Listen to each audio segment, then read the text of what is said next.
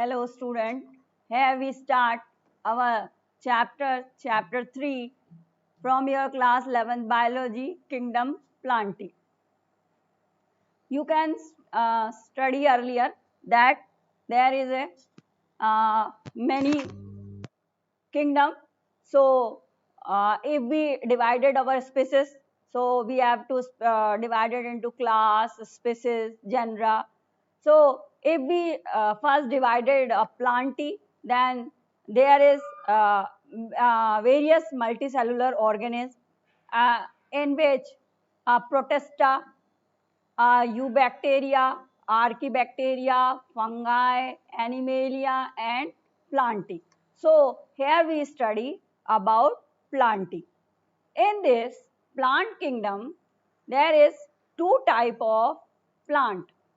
वैसे तो plant kingdom बहुत बड़ा और बहुत विस्तृत है, जितना हम देखेंगे उसको स्टडी करने में हमें बहुत विस्तृत और बहुत खूबसूरत हमें प्लांट किंगडम दिखाई देगा। प्लांट किंगडम को दो भागों में बांटा गया। सबसे पहले क्रिप्टोगेमिया और फेनेरोगेमिया। क्रिप्टोगेमिया में सभी नॉन फ्लावरिंग प्लांट्स को रखा गया और फेनेरोगेमिया में फ्लावरिंग प्लांट्स रखे गए। So when we divided cryptogamia, the three parts we have to decided that first is thallophyta, second is bryophyta, and third one is pteridophyta. In thallophyta is also divided in bacteria, algae, fungi, and lichens. So if here we saw flowering plant, then flowering plant is also divided into gymnosperm and angiosperm. So then angiosperm is divided into monocot and dicot. In this, first we study about non-flowering plant. In this non-flowering plant, first we study about algae. So algae are most aquatic and some being terrestrial also. Algae वह variety, वह species पाई गई जो aquatic थी, पानी में रहने वाली थी, और बहुत सारे स्थिति में या बहुत सारी वैरायटी में पाई गई। A few algae grow on other plant और aquatic algae grow in marine water और fresh water. Algae दूसरे पेड़ पौधों की तरह इधर उधर कहीं भी उगाती है, और aquatic algae grow in marine water और फ्रेश वाटर, और जो एक्वेटिक जो पानी में रहने वाली एल्गी है वो मेराइन वाटर और फ्रेश वाटर दोनों में आपको मिल जाएगी। They may be small unicellular microscopic like chlorella और क्लेमाइडोमोनास। ये एल्गी लगभग माइक्रोस्कोपिक स्ट्रक्चर्स हैं जिन्हें कि आप माइक्रोस्कोप के द्वारा अच्छे से देख पाते हैं, अच्छे से स्टडी कर पाते हैं। So they have a multicellular unbranched filamentous like Spirogyra and Ulothrix. अलग अलग प्रकार की एल्गी पाई गई। अब ये एल्गी थी क्लेमाइडोमोनास जो कि मोटाइल थी, यानी चलन युक्त थी, यानी वो इधर से उधर बहकर चली जाती थी। मल्टीसेलुलर अनब्रांच्ड फिलामेंटस लाइक भी थी जिन्हें कि हम स्पायरोगायरा और यूलोथ्रिक्स कहा। ब्रांच फिलामेंटस लाइक कारा थे जिनके की फिलामेंट जो है फैले हुए थे, ये आपको डायग्राम में दिखाई दे रहा है। इस तरीके से ब्रांच्ड जिनके थे वो कारा कहलाए। और कॉलोनियल फॉर्म लाइक वॉल्वॉक्स और वॉल्वॉक्स लाइक कॉलोनी भी फॉर्म करते हुए इस प्रकार से हमें एल्गी दिखाई दी। Huge macroscopic such as seaweeds which measure more than 60 meter in length.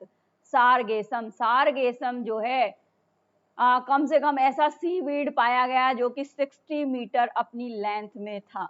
तब एल्गी जो है बहुत ज़्यादा डिफरेंट वैरायटी की अलग अलग जगह हमें देखने को मिली। Algae cell wall consist of 2 layer, inner cellulosic and other composed of pectin. जो एल्गी की जो सेल वॉल अगर स्टडी की गई हमारे द्वारा, साइंटिस्ट के द्वारा, तब हमने पाया की जो उनकी जो सेल वॉल है वो 2 लेयर की बनी हुई, यानी 2 परतों की बनी हुई है। जो इनर लेयर है वो सेलुलोसिक है and other composed of pectin, और दूसरे कंपोजिशन के रूप में, कंपाउंड के रूप में पैक्टिन पाया गया। The algae consist of various type of photosynthetic pigment, और बहुत सारे एल्गी चूंकि ग्रीन कलर के पाए गए तो इनके अंदर फोटोसिंथेटिक पिगमेंट भी पाए गए। अब ये पिगमेंट कौन कौन से पाए गए?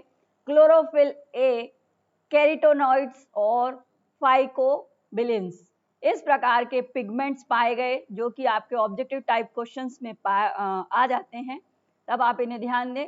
The reserve food material is in the form of starch, laminin starch, mannitol और फ्लोरोडियन स्टार्च। रिजर्व फूड मटेरियल इनके अंदर अलग अलग प्रकार से रहा, स्टार्च रूप में भी मिल जाता है, लैमिनिन नाम के भी मिल जाता है। अगर एल्गी में हम रिप्रोडक्शन को देखते हैं तब हम पाएंगे कि रिप्रोडक्शन एल्गी जो है वेजिटेटिव, एसेक्सुअल और सेक्सुअल रिप्रोडक्शन, तीनों प्रकार का रिप्रोडक्शन हम एल्गी में देखने को मिलता है। वेजिटेटिव रिप्रोडक्शन में ये फ्रैगमेंटेशन करते हैं अपने फिलामेंट्स का, कई टुकड़ों में टूटकर वेजिटेटिव रिप्रोडक्शन करते हैं और इनके अंदर सेल डिवीजन हो जाता है। एसेक्सुअल रिप्रोडक्शन में ये by the formation of various type of motile और नॉन मोटाइल स्पोर्स बनाते हैं। और मोस्ट कॉमन बीइंग जू स्पोर्स, इन्हें हम कहते हैं, दे आर फ्लैजिलेट, फ्लैजिला पाया जाता है जिनके कारण ये मोटाइल होते हैं यानी चलनशील होते हैं, एक स्थान से दूसरे स्थान तक ये गमन कर लेते हैं। इस प्रकार के रिप्रोडक्शन करते हुए एसेक्सुअल रिप्रोडक्शन एल्गी करती है, जिसमें कि एग्जाम्पल जू स्पोर्स कहलाते हैं। सेक्सुअल रिप्रोडक्शन 3 प्रकार से करते हैं ये, आइसोगेमी, एनआइसोगेमी और ऊगेमी। आइसोगेमी में फ्यूजिंग गैमेट्स आर सेम, जो गैमेट्स होते हैं वो सेम होते हैं। एनआइसोगेमी में फ्यूजिंग गैमेट्स जो होते हैं वो डिफरेंट प्रकार के होते हैं। और ऊगेमी में fusing gametes are totally different enough to be called as male and female gametes. यहाँ हम ऊगेमी में कुछ गैमेट्स को आइडेंटिफाई कर पाए और इन्हें हम कह पाए ये मेल और फीमेल गैमेट्स के रूप में भी ऊगेमी में ये सेक्सुअल रिप्रोडक्शन करती हुई पाई गई algae. So if we study algae in this, here we saw in sexual reproduction a zoospore is present. These are zoospores. So in asexual reproduction, mitosis formation के बाद, ये zoospore बनने के बाद ये gametes formation इसके अंदर algae में हमें दिखाई दिया। At least a half of the total carbon dioxide fixation on earth is carried out by algae, दो photosynthesis। photosynthesis के ये algae हमारी धरती के लिए क्यों जरूरी है? ये algae हमारी धरती पर क्यों आवश्यक है? क्योंकि ये half of the total carbon dioxide का फिक्सेशन करती है, धरती से कैरिड आउट करती है एल्गी, दो फोटोसिंथेसिस के माध्यम से। Being photosynthetic they increase the level of dissolved oxygen, और ये ऑक्सीजन का लेवल इमीडिएट एनवायरनमेंट में बढ़ाते हैं। They are the paramount importance as primary producer of energy rich compound which form the basis of food cycle of all aquatic animal। सभी all aquatic animal, जो पानी में रहने वाले सभी जानवरों के लिए फूड साइकिल भी ये अवेलेबल करवाते हैं। Many species of Porifera, Laminaria, Sargassum, among the 70 species of marine algae used as food। बहुत सारी एल्गी की जो स्पीसीज है वो यूज आती है as a food for aquatic species. पानी में रहने वाले जो जीव जंतु हैं वो एल्गी की कई सारी स्पीसीज को भोजन के रूप में भी ग्रहण करते हैं। Certain marine brown and red algae produce large amount of hydrocolloids, water holding substance, or hydrocolloid means water holding substance। Algae, brown algae and carrageenan red algae are used commercially। Red algae और brown algae को commercially भी use किया जाता है। Agar one of the commercial product obtained from Gelidium and Gracilaria are used to grow microbes and in preparation of ice cream and jellies। बहुत सारे microbes को बनाने के लिए ये अगर जो है कमर्शियल प्रोडक्ट के रूप में हमारी एल्गी को हम लोग यूज करते हैं और प्रिपरेशन ऑफ आइसक्रीम और जेली भी बनाने में कई सारी एल्गीज काम में ली जाती हैं। क्लोरेला और spirulina are unicellular algae rich in protein are used as food supplement. और क्लोरेला और स्पाइरुलिना ये एक यूनिसेलुलर एल्गी हैं जो कि रिच इन प्रोटीन होती हैं और फूड सप्लीमेंट के रूप में भी काम में आती हैं। So algae is important for our food and carbon dioxide fixation. So algae are divided into three types: green algae, brown algae and red algae. They are usually grass green due to the dominance of pigment chlorophyll A and B. Chlorophyll A और B की presence के कारण इनके अंदर इस प्रकार के pigment आ जाता है, इनका कलर जो है डिफरेंट हो जाता है। The pigment are localise the definite chloroplast. Chloroplast के कारण जो है पिगमेंट इनका इस प्रकार से चेंज हो जाता है। The chloroplast are of different shape, discoid plate like reticulate cup shaped, spiral और ribbon shaped in different species. Chloroplast सभी में डिफरेंट शेप का होता है, किसी में डिस्कॉइड का, किसी में प्लेट शेप और स्पाइरल और रिबन शेप भी स्पीसीज में पाया जाता है। Most of the member have any one or more storage body called pyrenoids located in the chloroplast. Chloroplast में बहुत ज्यादा स्टोरेज बॉडी भी पाई जाती है। Pyrenoids contain protein beside starch. Pyrenoids protein contain करते हैं स्टार्च की अपेक्षा। सम एल्गी में store food in the form of oil droplets. कुछ एल्गी इस प्रकार की होती हैं जो कि अपने अंदर फूड को स्टोर करती हैं ऑयल ड्रॉपलेट के रूप में।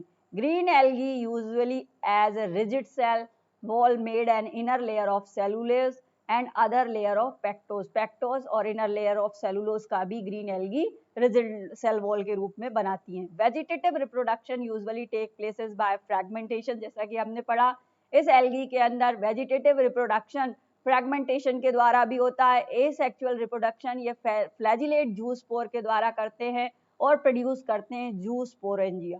और सेक्सुअल रिप्रोडक्शन ये लोग करते हैं आइसोगेमस, एनआइसोगेमस और ऊगेमस रूप में। इस प्रकार से एल्गी अपना जीवन यापन करती है और एल्गी हमारी पृथ्वी पर बहुत इंपॉर्टेंट स्पीसीज के रूप में पाई गई। ये हमारे प्लांट किंगडम का एक एल्गी मेन पार्ट अदा करती है। अगला नेक्स्ट पार्ट है हमारा, हमने देखा कि एल्गी है, फिर उसके बाद में हम स्टडी कर रहे थे। इससे पहले हमने देखा था हमारा चार्ट एल्गी, ब्रायोफाइटा, टेरिडोफाइटा। ये प्लांट किंगडम में नॉन फ्लावरिंग प्लांट में हम थैलोफाइटा, ब्रायोफाइटा और टेरिडोफाइटा को हमें स्टडी करना है, जिसमें हम सबसे पहले बैक्टीरिया, एल्गी, फंगाई और लाइकेंस को पढ़ रहे थे। इसमें हम सबसे पहले अब हम पढ़ रहे हैं bryophyta plant. Bryophyta plant most terrestrial plant which depend on external water for fertilisation. अभी हमने एल्गी पढ़ा, एल्गी जो है एक्वेटिक प्लांट था, पानी के अंदर ही अपना जीवन यापन करता था। अब ये ब्रायोफाइटा थोड़े से वेल डेवलप्ड प्लांट हुए, most terrestrial plant which depend on external water for fertilisation. Fertilisation के लिए इन्हें वाटर के बाहर आना जरूरी है and completion of their life cycle, और अपनी लाइफ साइकिल को कंप्लीट करते हैं ये। Hence they are called amphibian plant. Amphibian प्रजाति में आपने जीवों को देखा होगा, जैसे कि एग्जाम्पल में मेंढक आधा समय अपना पानी में अपना जीवन यापन करता है और कुछ समय के लिए वो धरती पर भी, सूखी जमीन पर भी अपना जीवन यापन कर सकता है, इसलिए उन्हें हम एम्फीबियंस कहते हैं। So amphibian are these plant are called also amphibian. These are bryophyta. The bryophyta are also called amphibian type of plant. Grow in shady and moist places such as moist wall, damp rocks, moist soil and on decaying logs. ये कहीं भी उगाते हैं, shady छायादार स्थान चाहिए इन्हें और नमी वाला प्लेस होना चाहिए, और ये किसी प्रकार के मॉइस्ट वॉल, डैम्प रॉक कहीं भी ये उग आते हैं। They show thalloid plant body which is non differentiate into root, stem and leaves. इनकी जो बॉडी स्ट्रक्चर है वो थाइलॉइड होती है, मोटी गद्देदार नुमा संरचना इनकी पाई जाती है। In bryophyte too roots are absent, इनके अंदर ट्रू रूट्स यानी सही प्रकार से जो रूट्स हैं वो एब्सेंट होती हैं, लेकिन इनमें राइजोइड्स आर प्रेजेंट होते हैं। रूट्स के नुमा एक संरचना पाई जाती है जिसे हम राइजोइड्स कहते हैं, ये प्रेजेंट होता है। इस तरीके की राइजोइड्स संरचना पाई जाती है। They absorb water and mineral and also help in fixation of thallus to the substratum. Substratum से, जमीन से अपने थैलस को फिक्स करके ये एब्जॉर्ब करते हैं वाटर और मिनरल को, और पृथ्वी से फिक्सेशन करके ये पहुंचा देते हैं प्लांट को ऊपर की ओर।